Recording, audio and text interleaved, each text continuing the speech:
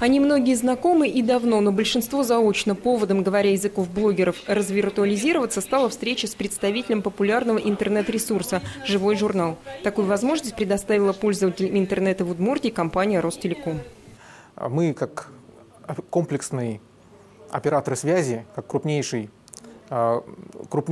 универсальный сервисный провайдер региона, сегодня даем возможность блогерам, тем, у кого есть аккаунты на популярной блог-платформе «Живой журнал», познакомиться не только с представителем «Живого журнала», но и друг с другом. Впрочем, эта встреча не только ради общения. В Ижевск приехал не просто представитель одного из популярных интернет-ресурсов, а руководитель школы ЖЖ.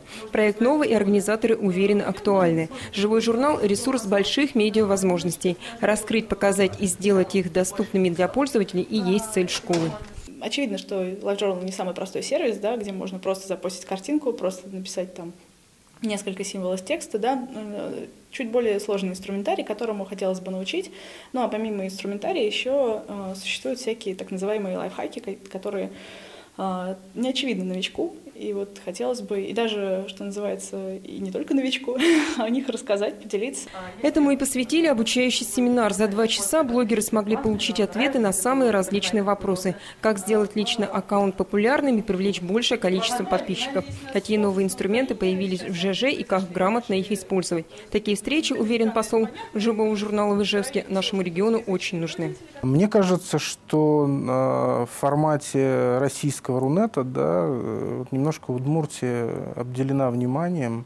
Но, возможно, мы немного скромничаем иногда, не можем рассказать о себе красиво. И сейчас, вот, наверное, задача моя в том числе, чтобы хоть немного это изменить.